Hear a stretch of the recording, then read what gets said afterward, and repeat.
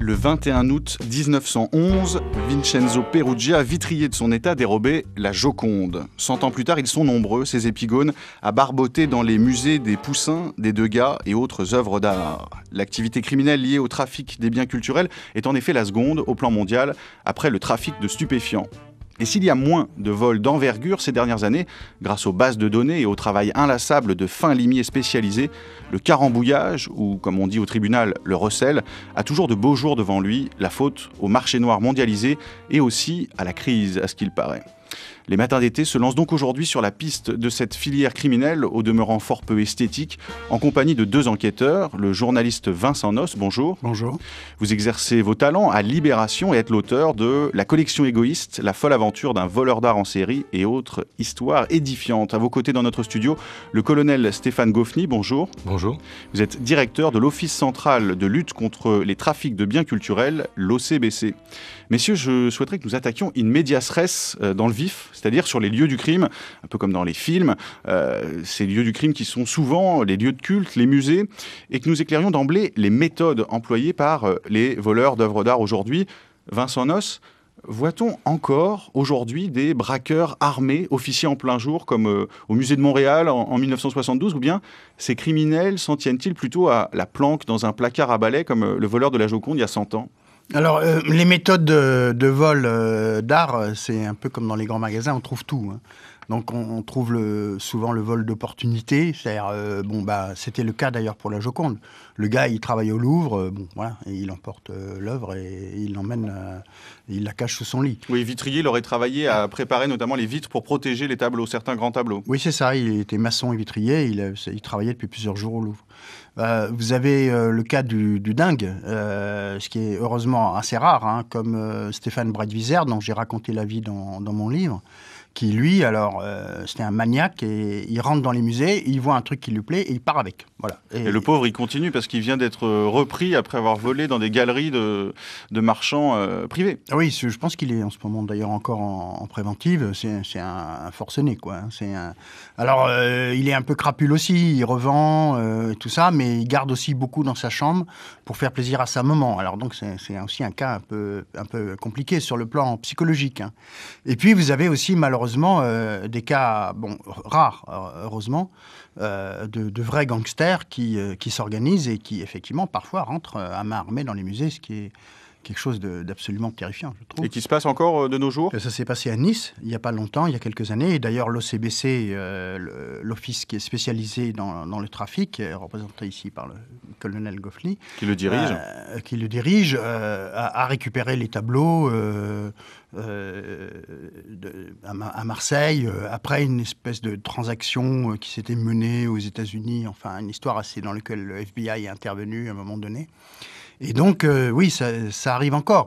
Il y a le plus grand vol d'œuvres d'art non résolu aujourd'hui, c'est celui de 91 à Boston, où les gars qui étaient des petits malfrats et qui étaient armés, effectivement, ont volé 2 Rembrandt, un Vermeer, un Manet. Et on pense que les tableaux sont toujours quelque part, peut-être même en Corse, cachés. Mais depuis donc 20 ans, on les cherche et on n'a aucune idée. Et probablement le Vermeer maintenant, qui avait une couche picturale très fine, est probablement à moitié détruit. Oui, vous parlez de criminels organisés pour certains vols d'envergure. Aujourd'hui, on pense bien sûr à l'affaire qui a eu lieu il y a un an, l'année dernière, au musée d'art moderne de la ville de Paris, où les caméras de surveillance ont simplement capté l'image d'un homme seul, en noir, ayant utilisé un coupe-boulon pour casser le cadenas et découpant au cutter avec précision les tableaux pour les détourer, les enrouler et les emporter avec lui. On pense évidemment aux casses, aux films de cambriolage comme ça dans les films, à ce type de scène. Est-ce que c'est quelque chose qu'on retrouve régulièrement ? Alors ça, si vous voulez, ce sont des vols dans lesquels on soupçonne, à tort ou à raison, une complicité intérieure. Parce qu'il y a quand même des grosses failles aussi dans les sécurités des musées, même de musées aussi importants que le musée d'art moderne de la ville de Paris, dans lesquels, le système d'alarme ne fonctionnait plus depuis des mois et n'avait pas été réparé. Bon, et il y a forcément quelqu'un au sein du musée qui savait cela, c'était quand même pas étalé sur la place publique, et la personne est passée par effectivement une vitre, a juste coupé une chaîne, est passée par une vitre, a déjoué effectivement les caméras de surveillance, et là il y a un mélange de négligence et peut-être de complicité intérieure. Il y a eu le même cas à Marseille, où un Degas a été volé au musée Cantini en pleine nuit. Donc, au même temps, on n'a pas su, en réalité, démêler non plus l'histoire, et on n'a toujours pas retrouvé les tableaux ni dans un cas ni dans l'autre. Et en même temps, au même moment à Marseille, il y avait une grande enquête qui avait été menée tout à fait parallèlement sur le fait qu'il y avait des employés qui fraudaient et qui avaient monté un système de double billetterie. Et à un moment donné, mais là aussi, c'était une piste comme une autre. Oui, c'est le procureur de la République de Marseille, Jacques Dallest, qui a avancé trois hypothèses, un visiteur, un intrus ou une complicité interne. Ouais. Et donc l'affaire est toujours en cours. Stéphane Goffeny, qui dirigeait l'OCBC en charge de la lutte contre le vol et le recel des biens culturels. Parlons justement de ces biens culturels. Quelles sont les œuvres les plus prisées des voleurs? Est-ce qu'il s'agit de la peinture du 19e, comme le Degas dont nous parlait Vincent Noce, dérobé à Marseille il y a 2 ans, ou bien des maîtres italiens, français du 16e, du 17e siècle? On pense aux Bellini, aux Poussin volés à Ajaccio en février. Autrement dit, les voleurs, est-ce qu'ils ont des choix d'esthètes ou ce sont de vils commerçants? À de rares exceptions, le trafic est en relation avec le marché de l'art. Ça veut dire qu'il n'y a pas de vol sans recel. Et pour qu'un recel soit réellement rentable, il faut qu'à un moment donné, le tableau soit revendu, réapparaisse sur le marché légal. Donc, pour répondre à votre question, dans la plupart du temps, si vous voulez connaître les tendances, et les filières de recel, vous devez vous intéresser tout simplement au marché.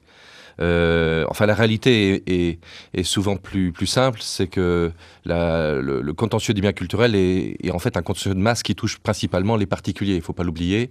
Et les vols au détriment des musées, de manière générale, les vols au détriment des professionnels du marché de l'art sont quand même moins importants en tout cas en nombre que les vols au détriment des particuliers. Ce que l'on peut constater, c'est que depuis à peu près 10 ans, le contentieux est en baisse régulière. Pour un contentieux d'atteinte aux biens, je dirais que c'est quand même intéressant. On a baissé à peu près d'un rapport de 4 à 1 de près de 8000 vols constatés par an dans les années 98 à moins de 2000 moins de 2000, moins de 1500 même. Simplement... Mais la page d'accueil de votre office, l'OCBC, Stéphane Goffeny, mentionne quand même ce que je disais dans mon petit texte d'introduction, que c'est une criminalité très importante et qui représenterait, d'après toujours ce texte donc de l'OCBC, 60 000 vols en Europe par an. En fait... les pays qui sont organisés contre la lutte ont une bonne connaissance de la réalité des vols. On s'aperçoit que dans les pays où il n'existe pas de service centralisé, où il n'y a pas de coordination avec le ministère de la Culture, je pense que la réalité des vols est sous-estimée.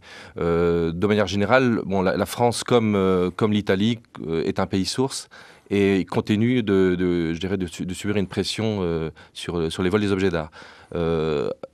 Qualitativement, on s'aperçoit que les vols baissent numériquement dans toutes les catégories, à l'exception des vols dans les musées, pour différentes raisons, et les vols dans les églises, qui sont en fait des lieux, les églises moins sécurisées, qui baissent dans les musées où apparemment il y a des problèmes pour financer une sécurisation. Vincent Noce, à l'instant, Stéphane Goffeny nous dit qu'il y a des gens dans cette filière criminelle qui suivent le marché de l'art avec attention pour faire lancer des opérations qui soient rentables et qui soient juteuses. Alors on pense au tableau de Poussin volé à Ajaccio qu'on mentionnait tout à l'heure, qui s'intitule Midas à la source du fleuve Pactole. Ça s'invente pas, mais comme on voit l'envolée des œuvres d'art contemporaines aujourd'hui, est-ce qu'on peut imaginer que, par exemple, un Damien Hirst va être volé dans un musée, quelqu'un va repartir avec une vache coupée en deux dans le formol? Oui, alors là, il y a quand même un problème de transport qui se pose. Mais effectivement, je crois qu'on touche là au cœur du problème. C'est que s'il n'y a pas de marché, il n'y a pas de trafic et il n'y a pas de vol. Alors souvent, on entend, quand on a volé le cri de Munch, 2 fois d'ailleurs, puisqu'il y a plusieurs versions, on a volé une des plus grandes pièces d'orfèvrerie de la Renaissance à Vienne. On a dit, mais ces objets sont invendables.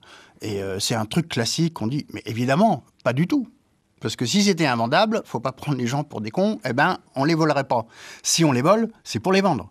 C'est pas par goût esthétique. Alors on va revenir sur cette question du recel qui est d'importance un peu plus tard dans notre entretien, si vous voulez bien, mais je voudrais qu'on dise encore un mot de ces lieux les plus touchés. Stéphane Goffeny, vous parliez des lieux de culte, il y a les musées, et puis plus étonnant, il y a les administrations qui ont un stock invisible, en effet, du public, et parfois des autorités. Et puis il y a aussi les œuvres itinérantes qui sont souvent volées. Est-ce qu'il y a donc des attaques de fourgons, comme pour les lingots d'or ou les sacs de billets de banque ?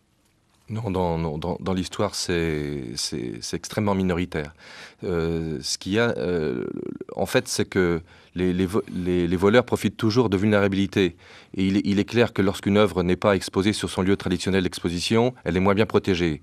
C'était le cas d'une partie des œuvres du musée Cantini. À Marseille, oui, voilà. Il y avait un tableau du musée d'Orsay, le fameux Degas. Voilà, bon, il y a des exemples au niveau mondial de vols au cours de transport, en passage en douane, etc.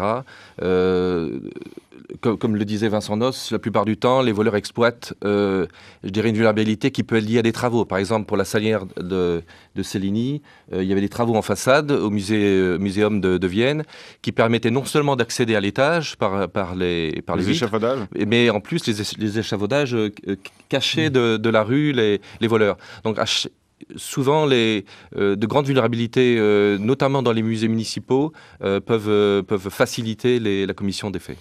Une salière qu'on a d'ailleurs retrouvée, je crois, dans une boîte, dans une forêt, et donc qui a été restituée au musée de Vienne.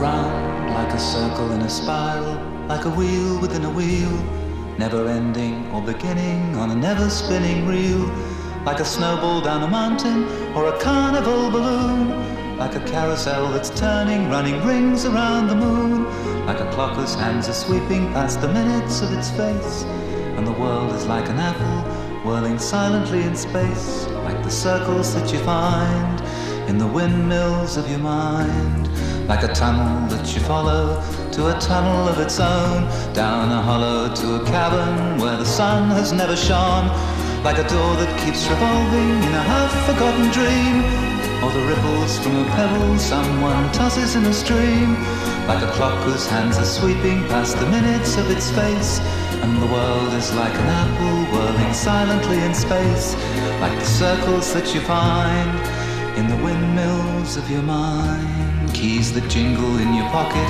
words that The Windmills of Your Mind, While it's musique de Michel Legrand, chantée par Noel Harrison, la bande originale du film Thomas Crown. Stéphane Goffeny, parlons des voleurs à présent. Est-ce qu'il y a des profils, autant de profils peut-être que de vols, autant de portraits robots que de larcins, ou bien y a-t-il des spécialistes comme dans le cinéma hollywoodien, voire des réseaux organisés ? Il n'y a pas à proprement parler de spécialistes des vols.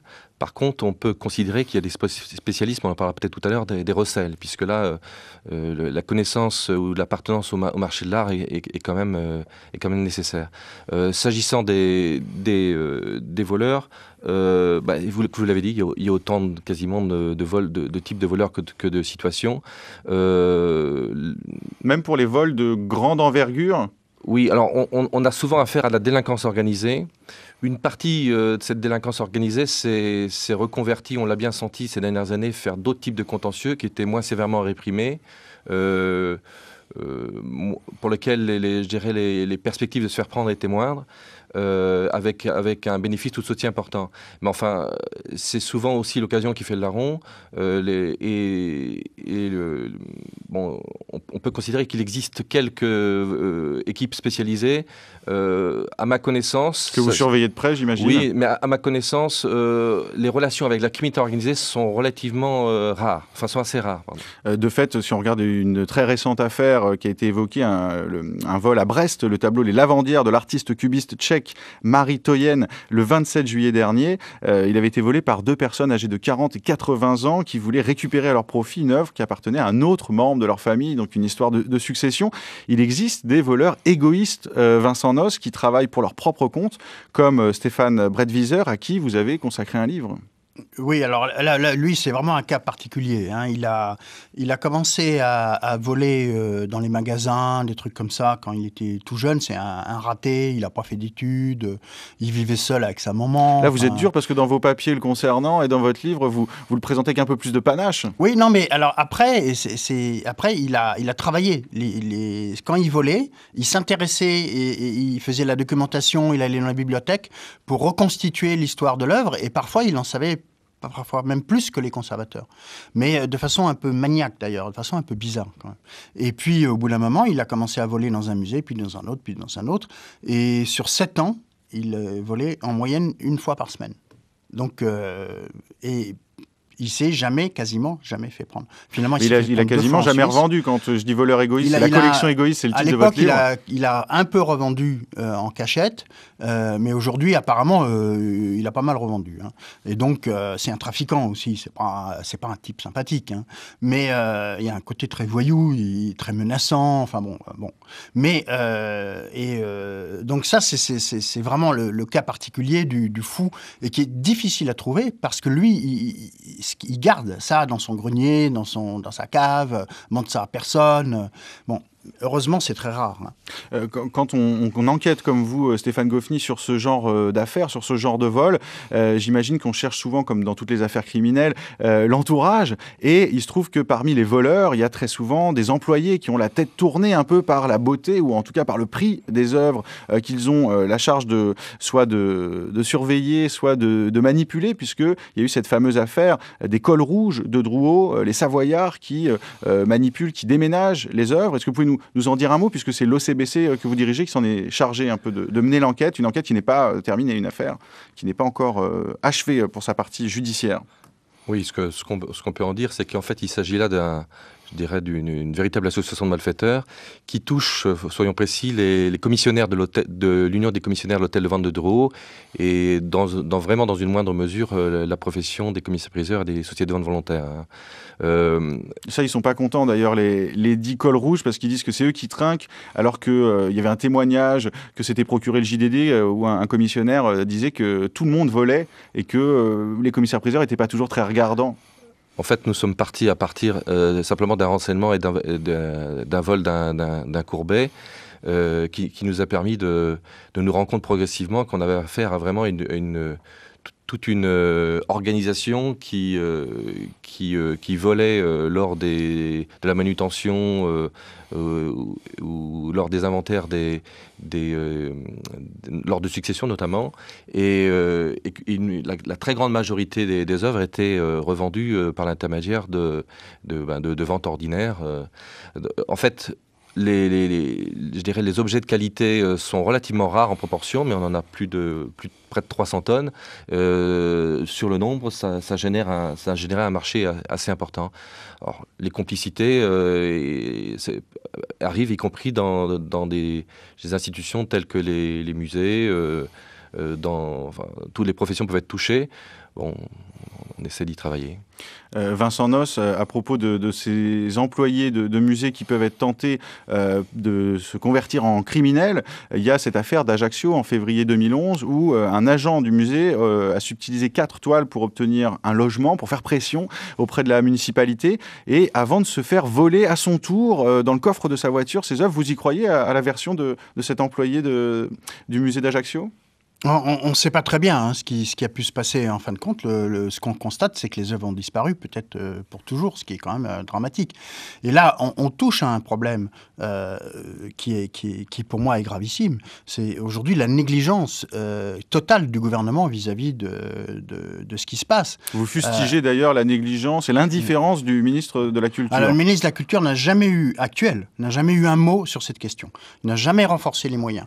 Et il en est de même du ministère de l'Intérieur. L'OCBC manque dramatiquement de moyens. Et il faudrait... Vous pouvez le remercier pour cette publicité en direct, Stéphane Goffny. Il faudrait renforcer les effectifs. Enfin, le colonel Goffny a mentionné le fait qu'ils étaient obligés d'inventorier 300 tonnes, si je me souviens bien, d'objets en tout genre, retrouver leur historique, quand ils ont été volés par les cols rouges à Drouot, où le trafic durait depuis toujours. Moi, j'ai écrit un livre il y a 10 ans qui s'appelait « Descente aux enchères », qui disait cela. Et effectivement, le Canard enchaîné, dès 1984, le Canard enchaîné avait fait un autre dossier avant, c'est vrai. Et donc, le problème, c'est que à ce moment-là, évidemment, c'est un appât pour les bandits. Et il y a aussi des problèmes juridiques. Aujourd'hui, le vol d'art est prescrit au bout de 3 ans. Donc, au bout de 3 ans, il n'y a pas de problème. Vous êtes libre comme l'air, on ne peut rien faire contre vous.